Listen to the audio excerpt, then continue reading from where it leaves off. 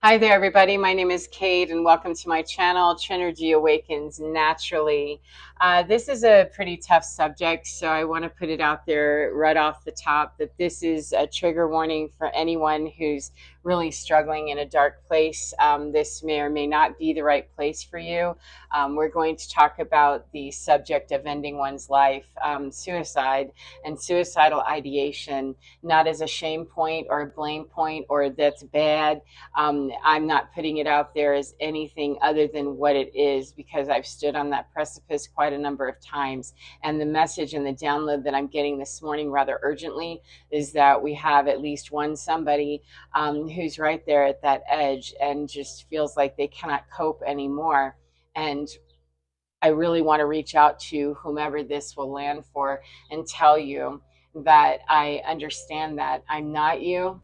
I cannot possibly insult you to tell you that I know exactly how you feel. I know how I felt standing at that door many, many, many times in the past and thinking I couldn't, excuse me, couldn't possibly tolerate anymore. And nobody understands that. That's the problem, is that I'm here, I'm isolated, I'm abandoned, and nobody understands me. I'm unloved, etc. I do know that. I know that feeling. And so if there's any amount of empathy that you can receive from me, it's coming from a place of standing there myself. And if I heard another person tell me that God doesn't give you anything that you can't handle, I would think, are you kidding me? God just gave me something even more to handle, which is your ignorance of what I'm going through. You have no idea the dark night of the soul that I'm in the midst of. And yet, we still have to deal with the fact that we do have that abandonment, even if somebody made it worse with their, not very helpful means of trying to, talk us out. It is next to impossible to try to talk someone out of a dark place or to talk them down from the ledge and have that be a long-term solution, unless they're really connecting with someone at a much deeper level. To just have surface conversation about what that means, that I've got a million reasons why I should be okay with staying here, does not address the crisis inside of me, that spiritual disconnection in me, that thing within me that's getting in the way of me being able to hear anything good about myself. That if I can't believe it from a human, it really doesn't matter what human is telling me. That I really, really am looking to resolve that spiritual crisis in me. At least that was my story, was that it didn't matter what the outside evidence was. It didn't matter who was speaking to me to try to cajole me or to change my mind or guilt trip me or angrily say, you've got nothing to feel this way about. None of that was helpful at all. As a matter of fact, it spiraled into making it worse because I just felt more isolated and more abandoned and more alone in trying to deal with what I was doing there on that edge. And so the truth is, though, is that many times, because we're groping around in the dark and we're desperate to find light, we're desperate to find help, we're desperate to find something that gives me hope and takes me out of this helpless state of being.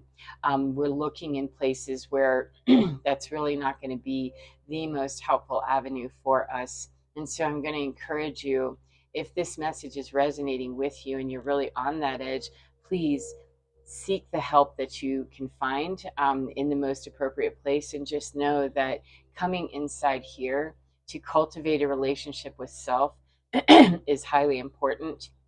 However, that tends to be a little bit more long term. And even though we might get on a crisis line, or we might go to the hospital, or we might divulge our secrets to somebody else close to us, we may not get the exact thing that we need to really placate that and bring that to a place of true resolution within us. However, it keeps us safe from making a permanent solution to a temporary problem. And then we can begin, once we're out of that crisis state and that darkness, and somebody does, in fact, at least knock us out of that spot for just a second. We may still feel terrible. We may still feel like we want to head down that road, but we've at least been given a chance to be snatched away from that precipice of that being that close, that it may not meet the need. It may, in fact, not meet the need completely. It probably won't for a lot of people. It probably will not. However, it takes us away from that very dangerous spot where we may, in fact, make a very terminal decision, and it gives us the opportunity to bring in a different perspective and to begin growing that relationship with divinity, with God, with self, with higher consciousness, whatever you call that. Even if you don't believe in God, there's no reason in the world why we have to label that God. Getting in touch with our own self and finding out what's worthy about me, that I can stay here on this planet being me and feeling absolutely loved and adored. I've found that for myself.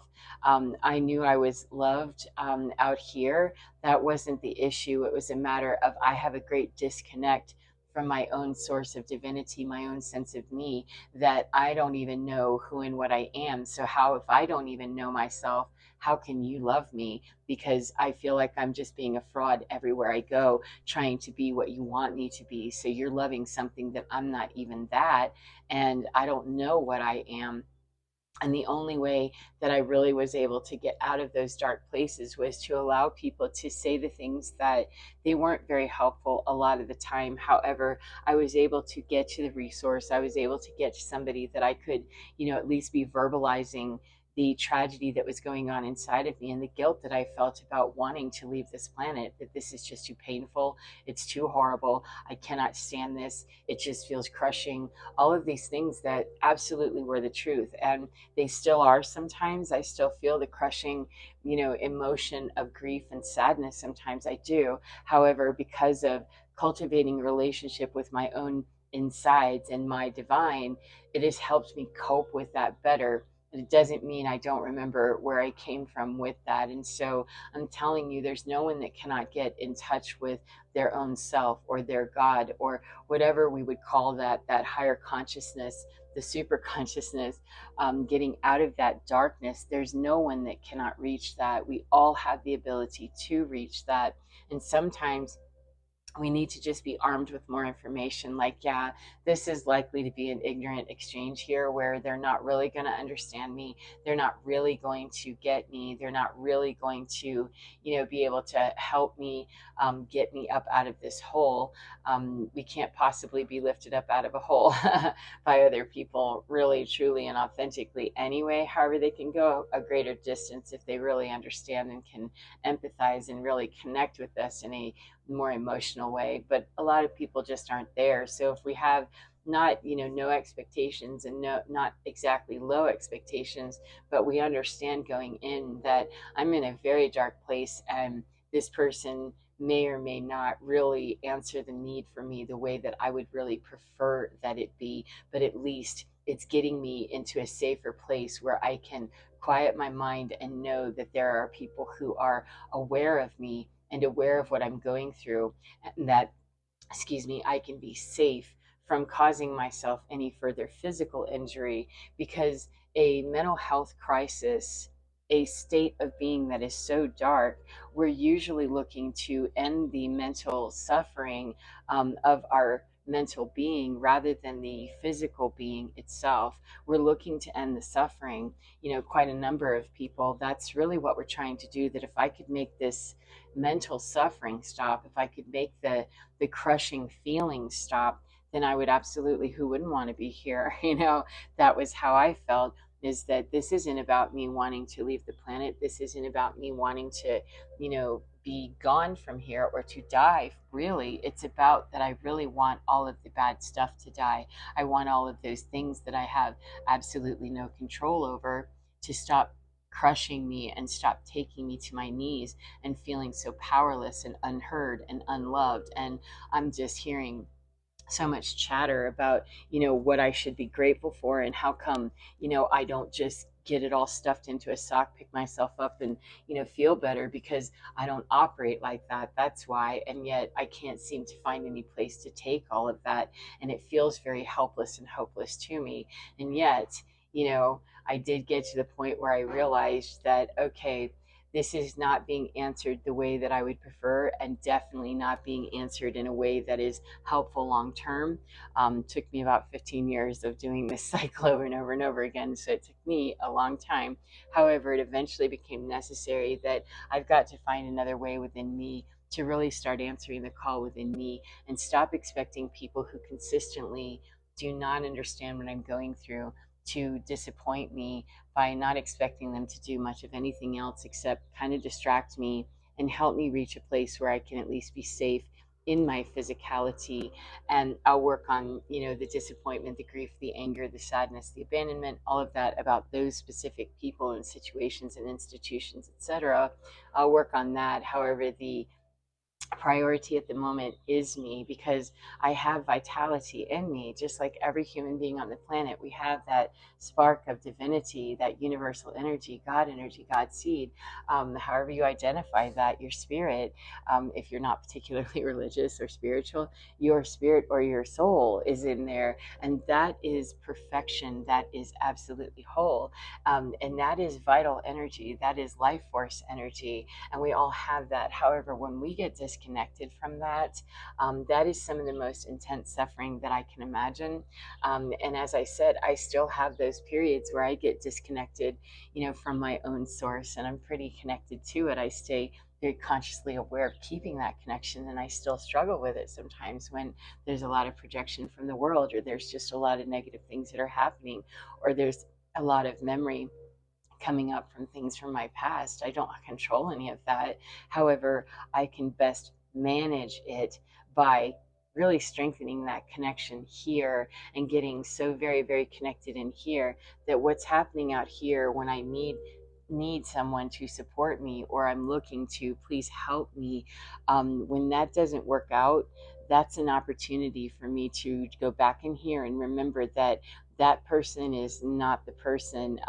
They were not able to bring you what you needed to have. Unfortunately, though, that's very difficult to take those blows whenever we're in that crisis point of, look, I've just had it. I'm at my, maximum here, and I can't stand this anymore. And if I could just find a way to alleviate this suffering, to get this very huge, elephant off my chest, that I just cannot deal with this. The grief is too immense, the sadness, the badness, the whatever it is, the abandonment, that is in fact hard to believe. It is in fact when we are most surrounded by the emissaries of light and those beings that could help us and would help us and want to help us and do help us, to the extent that we can receive that information. If you're familiar with the Marvel comic series or the X-Men series, within that, there is a character in the movie called Magneto.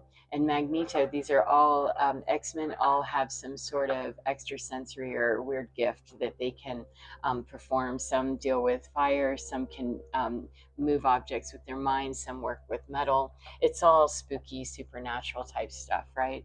And there are different classifications of the different X-Men. And the class 5 is the top, the one that's, the most gifted and has the most power in the universe. And Magneto, he wants to not have his mind read or understood, or have any telepathic, communication or anything with any other X-Men, because that's how they spook around in the ethers, spying on one another and controlling one another and all kinds of things, is with their supernatural gifts. And he's not a class 5; he is, I think, a class 4 or something. Excuse me. And so there comes a time when someone greater than him has the ability to read his mind and to infiltrate and basically communicate and control him. And so he develops, or someone develops for him, a helmet that blocks out any kind of telepathic communication. It blocks out any kind of supernatural communication.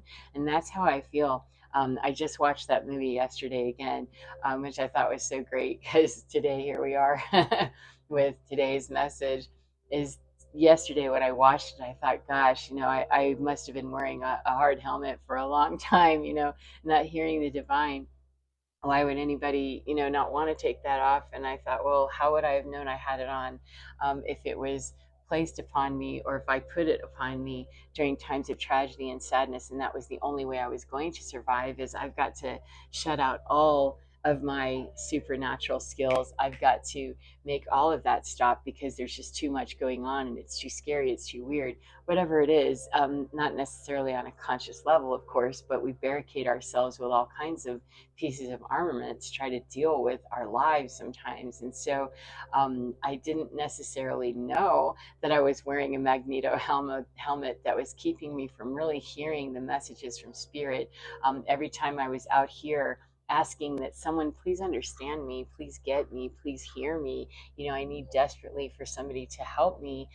That was actually reinforcing that helmet because I was looking out here instead of creating that bridge of understanding with my team, my spiritual advisors, my mentors, my guides, my angels, my God, my Jesus, my Brahma, my Allah, my Mother Mary, my whatever you would call that, the team that supports me and supports every single person in humanity. We all have something, we all have somebody, we have a whole team of spiritual advisors. It's a matter of, are we wearing a magneto helmet that is kind of blocking the ability to really hear that and receive that and really get the messages that help us know exactly where we really can go to get the further help out here in 3D that would be most suitable for us. And so, it took me a while to figure out that, oh yeah, I'm reinforcing a lot of disconnection from spirit by asking human beings who are disconnected from their spirit to really help me. We're just perpetuating a cycle that doesn't work for me, and doesn't work for anybody, in my humble opinion. However, that's not my business. I need to work on, chipping off the layers of my magneto helmet and figuring out how I can put more of that other. There was another one that the other characters. Xavier, Dr. Xavier, that or Dr. X, maybe I don't remember what his name was, the other guy, the good guy, that he wore a helmet to be able to communicate with all the other mutants or supernatural beings. And so replacing the magneto that blocks and really let me reinforce that helmet that really gets the connection going stronger. Let me do the things that really align me to be able to hear so that I can come out here in 3D and find people, because it's not about connecting exclusively with spirit and saying I'm only a spiritual creature and I don't have a human body. We have both. We are both. If we're still here wearing an avatar, then we're here, and it's placed upon us to figure out how we can interact with our spiritual selves with other human beings without it being that crushing experience that takes us to our knees constantly because people just don't understand me, they don't get me, they don't connect with me. And if they don't, they don't. However, connecting in here with ourselves, connect with me, in my divinity, then I'm better able to connect or not with the, that will be upon you whether we're going to have that connection or not, but it will not destroy me regardless of what anybody else is doing. And the more that I stay connected in here, I can really find the people, the situations, the support, the help that I need, especially when I'm in a dark place. I can really find that more easily. That is not, a first time thing. We do have to grow that. And so we have to work through those awkward moments of, dang, that was really disappointing. I really had hoped that that was going to be somebody, that could hear me, and really help me the way that I wanted them to. If they help you to get out of the situation you're in, to reach safety physically, to keep from causing harm to yourself or someone else, then that has to be enough sometimes to, okay, feels like a breadcrumb. However, as long as the breadcrumbs are getting bigger, and we're moving into loaves of bread and whole dinner experiences, then we're really moving in the right direction. For as long as we consider a breadcrumb to be not good enough and, it's not enough and it's not changing, there's something we can tweak in there about what we're expecting out here from the people that are offering us something. And so beginning that journey is really about having the appropriate expectations of, I'm not likely to really be able to rip the magneto helmet off, and put the other helmet on in one time, or just changing my mind about it right now. There's many, many, many layers, multi-dimensional layers to us, and so many layers of the human experience and the human psyche, and working through ego issues, all kinds of things. And they're neither good nor bad, they just simply are. And that can be a laborious process if we're holding ourselves back somewhere, feeling like we should be something, should be down the road further, or they should be able to handle this or whatever, without all the, judgment or the looking upon it with disdain, or looking at upon ourselves with disdain, that really helps us to get out of spending a whole lot of time being angry or upset or feeling helpless, so that we're spinning down into that very dark place where I just can't cope with this anymore. Most of this is about changing our mind and receiving the help from the divine, and finding out how can receive it out here, and be okay with, what people are offering us when it is their genuine wholesome desire to help us, even if it is not enough to get us to a safe spot, until we continue to work to the point that we can really meet our needs most of the time. And then when we have one of those days, we're surrounding ourselves with people who really can help us meet our needs in a more holistic and fulfilling way. So I hope that's helpful to you in some way, and I hope you enjoy your day no matter what part of the day you're in. And if you're in that place, friend, please know that there are emissaries of light surrounding you. There are people praying for you. There are people who are not anywhere in your conscious awareness that are holding you in light. Every single person has that ability to reach into that, tap into that, and see that, and feel that, and be with that.